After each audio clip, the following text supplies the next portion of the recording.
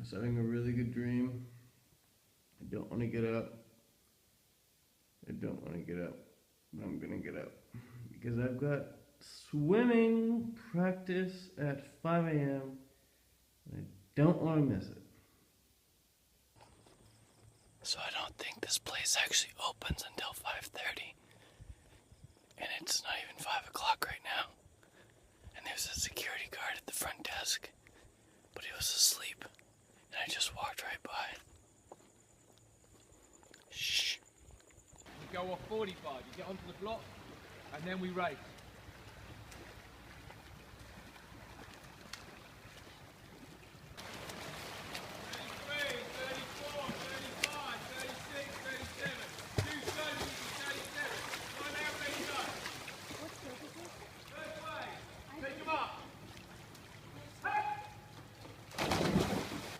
Alright guys, just finished 2 hours in the pool. Now we're off for a 4K run. Here we go. If they're not hard, we go 5 laps. That's maximum effort all the way through.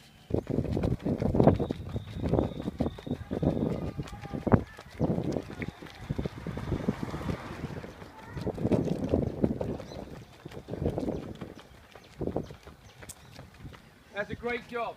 Excellent. Last round especially.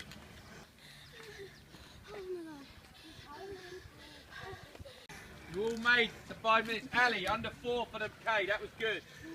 Okay, 4 times through. That's excellent. Hey, you too! Alright, just finished the 4K run. Helped a girl run a sub 4 minute K. If any of you runners out there know what that feels like, you can respect that. A girl running a sub 4, swimmer. And hey, how are you? I'm good at commentating. Yeah, you are. Maybe one day you'll commentate me.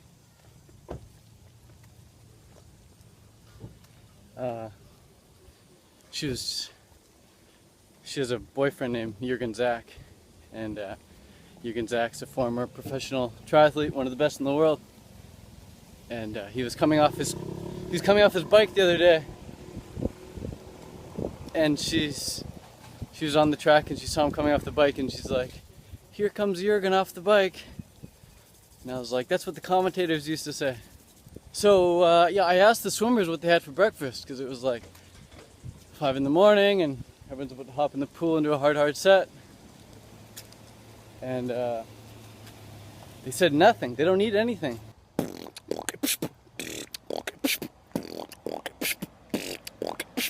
1 month old? Yeah, 1 month old, not. Oh 500 กว่า wow. บาท เปิดแอร์หมดขึ้นเลยบ่เปลืองบ่ปานใดแต่เดือนหน้าบ่ฮู้ว่าสิพัน Little. บอกของพี่อ่ะ Right here is a perfect example of benefits of having a training partner. I'm Ingmar. How do you spell that? Ingmar. Hello. We're both in rough shape, but we're gonna try and bang out a 3:10 kilometer here. We'll see you guys after the run. All right, we kind of did it. Kind of. Ingmar ran a 3:12. I ran a 3:11, and what was your max heart rate? 194, I think. 194, 193ish heart rate, max. How'd you feel? Tired. Yeah, he said his quads locked up the back end the last quarter of the run. Horrible. But imagine heart rate 194, guys. That's like, I'd be puking. In a couple more days, he could probably do a 308 or something. Blake's just got to recover now. Yeah. All right, guys, just had a 30-minute Skype session with someone, and now I'm off to the market with Ed. So, come on, join us.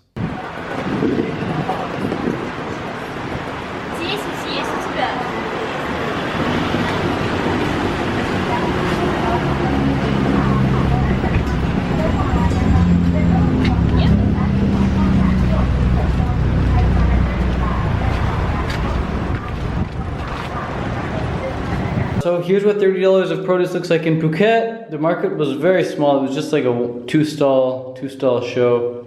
Apparently the big market is on Sunday, so I'll go there then and see what they got. The fruit looks good though, eh? It does look good. It looks like high quality, high vibe food.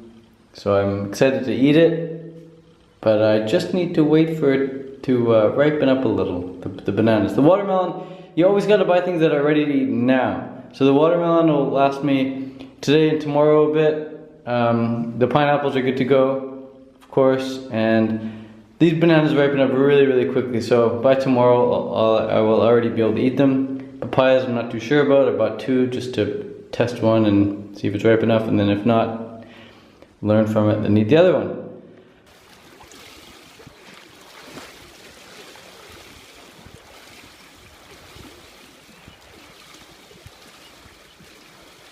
Another beautiful day in paradise here in Phuket, Thailand.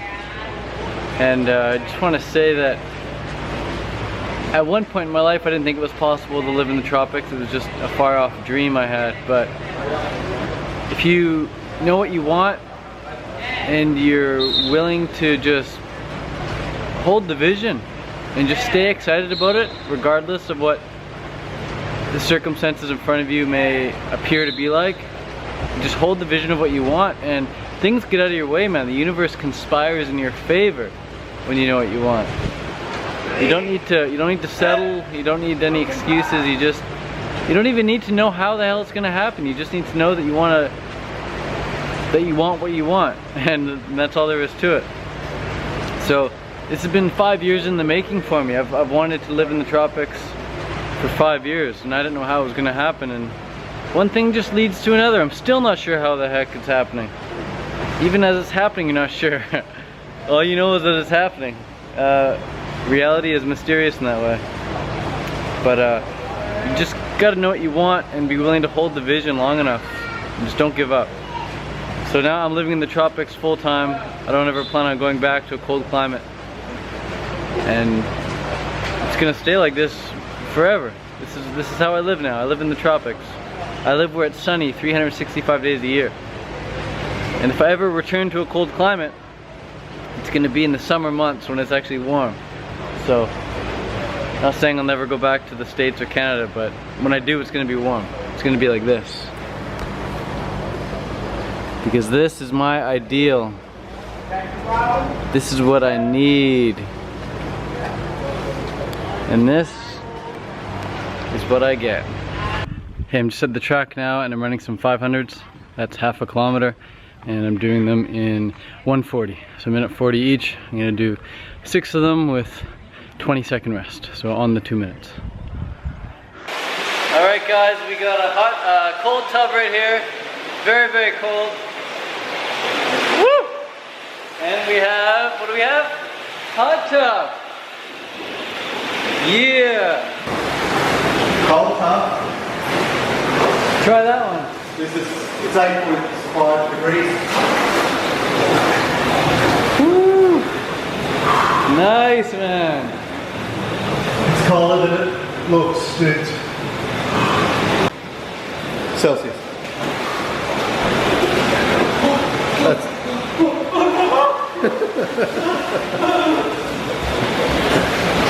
Oh man, that's a shocker.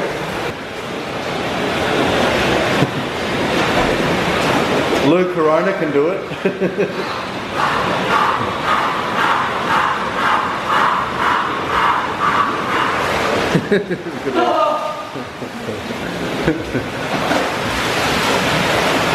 Oh man, it's painful.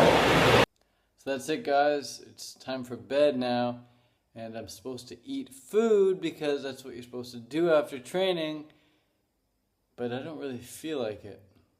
So what am I supposed to do? I actually get asked this a lot. People say, Ted, I finished training and I don't know what to eat. What am I supposed to eat? And apparently there's this 20-minute window where you're supposed to get all these calories in right after your workout, but honestly, I think it really depends what type of training you're doing. If I just come home from the gym after doing a lot of strength work, I want to eat right away for some reason. It activates a certain hormone in me where I just really need to eat some food. But if I do a really hard run session, I don't want to eat for the next half hour. But if I do a swim, then I want to eat right away after. Like after my swim this morning, so wanting food. And I rarely so want food because I usually do a lot more run training than swimming. So running doesn't make me want to eat a lot, swimming does. Strength training makes me want to eat a lot, running doesn't. It's just the way she goes. So I just finished a run, and then I went to the hot tub, cold tub, and now I'm just really, really relaxed, and I don't really care about food too much. But I know from experience that if I don't eat and go to bed, I'm going to wake up kind of hungry. So I'll have a little bit of something. It is pretty early still at 7:30, but I had a big day. Woke up at 5 for that swim, 4:45. Left the house at 4:45, got up at 4:40. And yeah, it's important to get calories in just based on experience. It's kind of like right before a race in triathlon, there's no way you want to eat food because you're really, really nervous and you can't digest anything. So you got to wake up extra early, eat even when you're not hungry, because you know closer to the race time, you're not going to be able to digest anything. And if you don't eat anything, you're going to have a really crappy race. So there are times where you can't really listen to your body because based on previous experience, you know that listening to your body is not going to work. It's kind of like if you know you're going to be going on a kind of like if you know you're going to be going on a plane and you're going to get sick and puke, maybe you want to take an anti-nausea pill. No.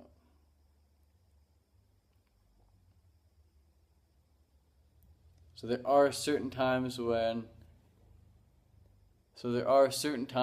you don't want to listen to your body. And another one of those times when you don't want to listen to your body is not necessarily when it comes to eating and food, but training. Like earlier today when I went and did that 311 kilometer with Ingmar. Neither of us felt like training. We were pretty zonked from our training earlier. And we did it anyway because we knew in our heads that it had to be done. Based on experience, we knew that, hey, this is our last chance to train together. We said we're going to do it. We do what we set out to do, and mission accomplished, pretty much. 1 second over. But and if you go to the gym some days and you feel weak as you walk into the gym, you might not feel strong, but you start lifting some weights, you could set a PB. There are times where I go up on the pull-up bar, I don't think today's going to be my day, and I can do more pull-ups than I've ever done before. You know, you can't listen to your body all the time when it comes to training, and even nutrition. You got to go both based on experience and by feel. And experience will tell you that you can't go by feel all the time. So it's a little bit of a paradox there. Anyone long term eating raw vegan fruitarian will tell you go by feel, go by feel, go by feel. But more importantly, gotta go by experience. Because if you went by feel, you'd be too nervous to eat before a triathlon, you wouldn't eat, and you'd not even finish the race. And if you totally went by feel, you wake up tired like I did this morning at 4:40, and you just think, oh, I'll go by feel, I'm gonna go back to bed. Then you miss the swim training. You wouldn't even get any training done. Or if you are in training and your arms are burning, your legs are burning, your core, your abs are burning, you go by feel, you just stop training. But you know based on experience that if you push through that, you actually get a lot stronger. So there is a bit of a paradox there saying that, you know, go by feel except for when you can go by an experience.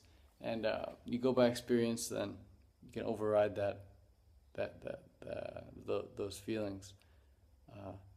But for the most part, go by feel, guys. Go by feel. Life is really easy when you go by feel. Not that you want life to be easy, but you can get by life pretty well, pretty easily if you just go by feel. You don't need to ask too many questions. Just if it feels good, do it. If it doesn't, stop. But experience will tell you that even if you push through those times that you don't feel good, you push through anyway, you feel even better than you would have if you stopped. So, game of life is yours to play, guys. I'll see you in the morning. I'm gonna have what the heck am I gonna eat for dinner? I think I'm gonna have a pineapple. Adios.